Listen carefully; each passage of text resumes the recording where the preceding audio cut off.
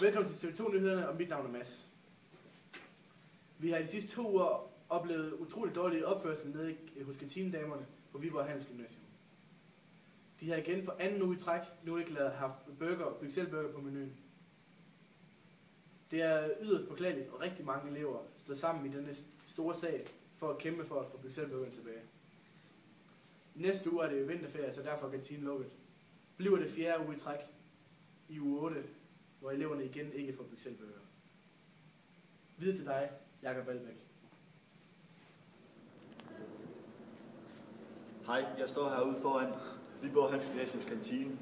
De sidste 2 onsdage er der ikke blevet serveret burger på kantinen. Kantinen har nægtet at udtale sig om, hvorfor. Det eneste vi ved, det er, at de har lukket facaderne. Folk er snart begyndt at samle sig foran kantinen i protest over, at der ikke bliver serveret burger. Jakob Valbæk, TV2. Du har ikke fået burger i 2 uger hernede på Viborg Handelsgymnasium. Hvordan føles det? Jeg føler mig sulten. Hvordan har du det med, at de ikke gider at servere burger for dig? Jeg er ret skuffet. Kunne du overveje at tage andre alternativer som McDonald's? Ja, jeg har også gjort nogle gange nu. Kunne du overveje at klage til kantinen? Okay. Jakob Valbæk, TV2. Ja. Tak for det, Jakob. Videre til studiet. Vi har i denne uge også været nede og besøge Viborg Handelsgymnasium med en anden nyhed. Rigtig mange elever har klaget over det store rygemiljø, der er på skolen. De mener, at de bliver påsat for passiv rygning, når de skal gå udenfor på skolens areal. Derfor har pedellerne sat aktivt ind i kampen for at stoppe passiv rygning for de elever, som ikke ryger. Igen, tilbage til dig, Jakob. Du siger bare noget hver gang. Vi står ude foran pedellernes kontor på Viborg Handelsgymnasium. Og vi vil gerne spørge dig, hvor mange i løbet af sådan en uge, der I kan tage i at ryge. Vi kan tage mange, hvis vi lige går efter dem. Det er helt sikkert, og der er mange, der ryger, hvor de ikke må ryge. Ja. Så det gør vi, men vi går en gang imellem. I løbet af en uge, der går vi 60 stykker rundt, sådan 4-5 gange måske. Ja. Hvad er straffen for at blive taget i at ryge? Ja, det er når vi har taget dem sådan en 2-3 gange i at stå og ryge.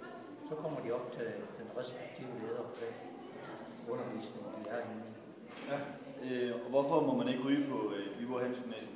Det er fordi, at det er en lov, der er lavet. Det er rygeloven, som regeringen har bestemt, at der må ikke ryges på offentlig grund. Og det skal jo gøres uden for matriklen. Så det er simpelthen en lov, der er lavet. Okay, tak for det. Ja, Jakob Valbæk, TV2. Igen, tak for det, Jakob. Vi har selvfølgelig ikke kun interviewet fra pedellens side. Vi har selvfølgelig også været ude at snakke med nogle af de rygere, som bliver tvunget til at gå uden for skolens areal. Jeg står sammen med Salik ude foran rygergården på Viborg Handelsgymnasium. Salik, er du blevet taget herude af pedellerne i at ryge? Ja, 1 gang. Eller 2 gange faktisk. 2 gange? Hvordan føles det? Jeg ved ikke. Han står heroppe, og så tager han billeder af os.